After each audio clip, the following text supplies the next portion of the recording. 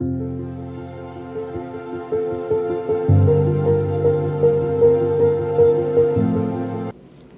I'm Howard Ain. Welcome to another edition of the Polo Club Update with Club President Joel Kaye. Joel, Howard, welcome. And I thank you. understand we've got some pretty good news when it comes to increases in club dues. Well, it's never good news when you're increasing the dues, but yes, the finance committee, all the department heads, all of management, we worked really hard. It was a 3.5-month process to get to yesterday. We had a board meeting yesterday to approve next year's budget. The increase for social and CAM is $940.71. It's a 5.5% increase over last year. From what my understanding is, it's significantly less than most of the other clubs. The information I've been getting, it's 2,000, 3,000, 5,000 increases. At the other places. At the other places. And in fact, when we were about to finalize the budget, we actually thought it was a little low. We actually, at the board level and the finance committee level, we increased it a couple $100,000 in certain areas, and that came out to this 5.5% increase. So it's less than $100 a month increase per member. Golf dues are flat, no increase, and the tennis dues are going up $197.77.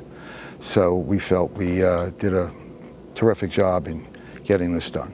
Good. Congratulations. Thank you. All right, now renovation. Everybody wants to know what's the latest on renovation. The latest information on the renovation is the rumor that it's 85 million, 95 million, 100 million is not true. It's a rumor. The membership approved a total of 62 million all in, including roughly $21 million of non-votable items. It's just our normal repair and replacement that we have to do, some of which we should have done a year or two earlier, but we knew that this was pending and we held off to do it all at the same time. So it's still going to be $62 million or less. Would like to mention that we really worked really hard on securing financing, both our construction financing and our permanent financing. And our permanent financing isn't going to start for a long period of time because we still have to do it all through the construction interest-only period and then roll into a permanent debt. All our modeling that we did it at 5%, 6%, and 7% to see if we can still afford to do it, and in fact we ended up securing long-term financing under 5%. It was 4.8 something, and also we have the ability to refinance it 5 years into the debt.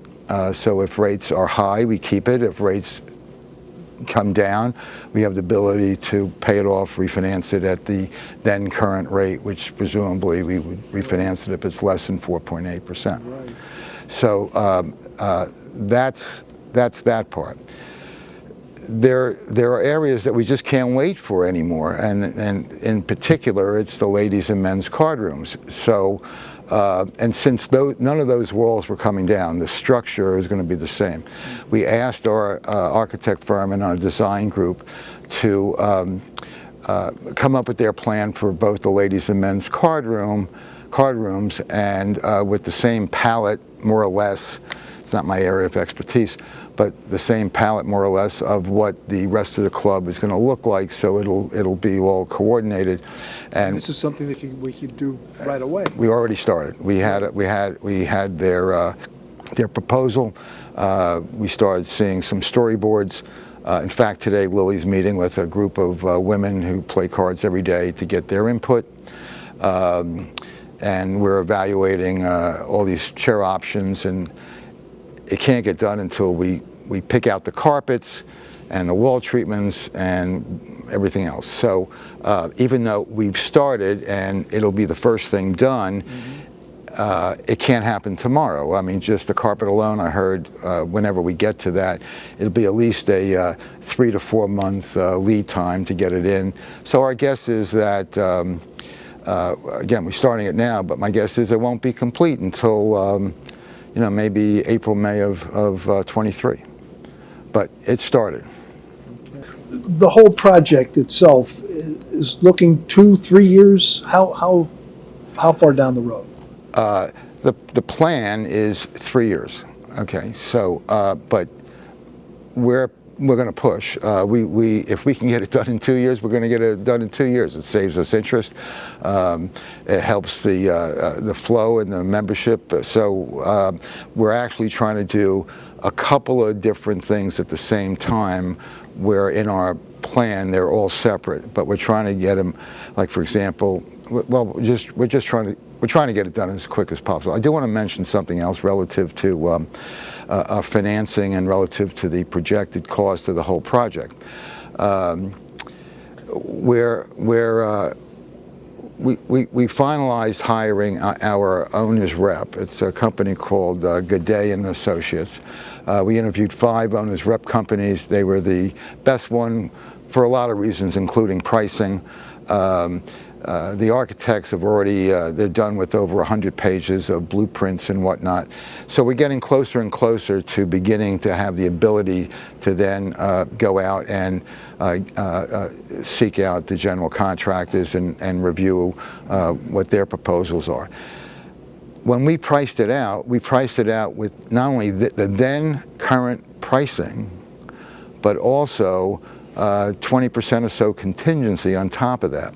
As it turns out, since we've started, lumber is down 56%, steel is down 37%, copper is down 35%. So we fully expect that it's certainly possible. Not only will we not spend $85 million, we hope not to spend $62 million.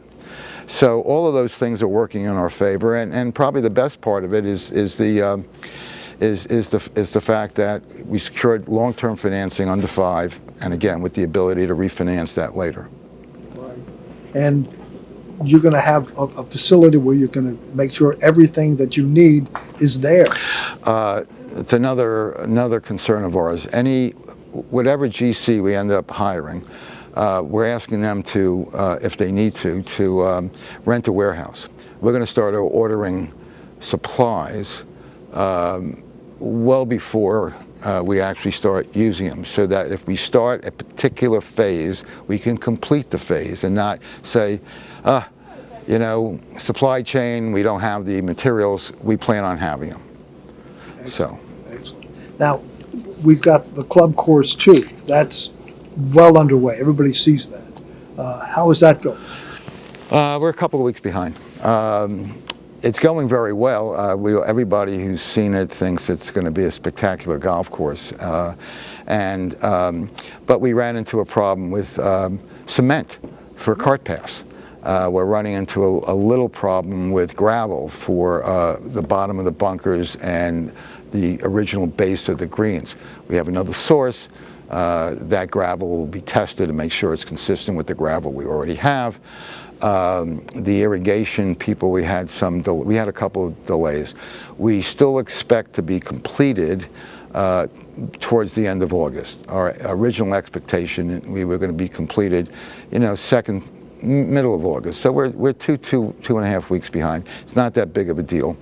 And a lot of stuff has to do with the weather. So, and in fact, when you think about it, the first hole that's grassed and sprigged on the greens, which is growing like crazy right now, the last hole that we do hasn't started yet.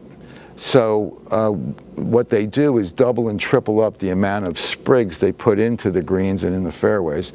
So because Bermuda grass grows this way, it doesn't grow this way. And so the more we put down, the closer it is already. So when the grow-in period is completed, between the first and the last green, it still should be consistently about the same. Excellent. So, and I'd like to also mention that, we hired a new green superintendent. He's been very well received. We threw him into the hot kitchen right away. He's performing terrifically, and we're really proud of him, and it was a very good hire. Speaking of kitchen, I understand a lot of people are very happy with food and beverage. Yeah, me too.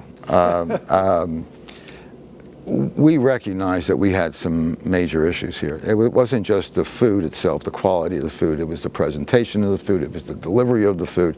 It was a multitude of issues. We recognized it a long time ago, but it takes time to go through the process and get the right people and get it done.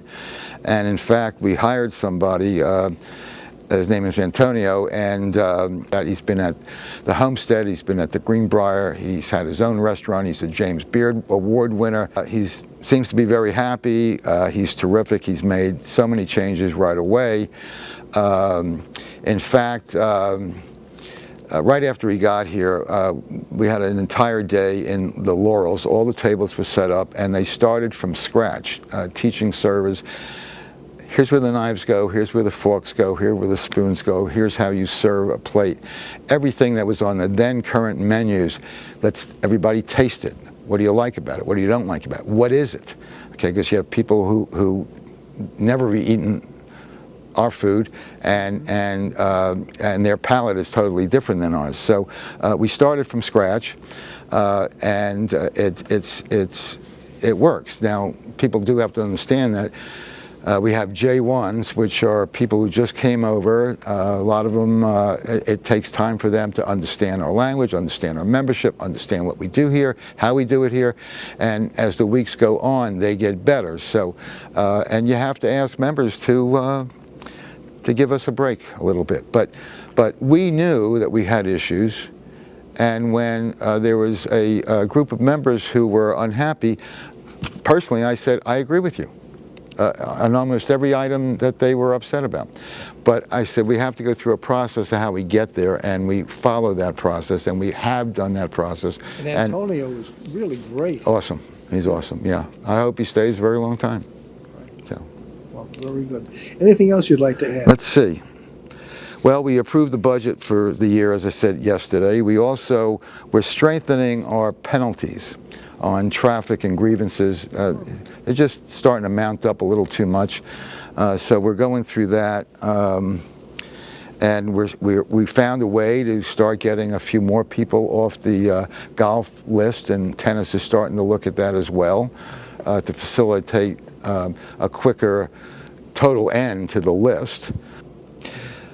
When people, if they watch the board meeting, I did mention that there was another very important area that we're concerned about. Honestly, think it's more important than the renovation, it's more important than the golf course. It's employee housing. We ended up getting a Holiday Inn for a couple of years. I remember. Rent went through the roof. You couldn't get housing. So all the clubs that were able to get H-2B workers over here canceled them because they had no housing. We had the housing with the Holiday Inn. We did it last year, we did it this year, we have it for next year, pretty much done. And then all apartments are much more expensive than they were before. So we found an area on property that we can build barracks, modular units, probably 100, 120 units. And on top of that, we were spending $300,000 plus a year for transportation. That gets cut way down. We won't need it. So to me, that's one of the biggest things we'll ever do here. Wow. Now the members do have to vote on that because it's a capital improvement that's large.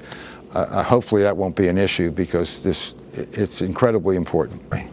Very good. Well, thank you very much. Joel Kaye, President, Polo Club.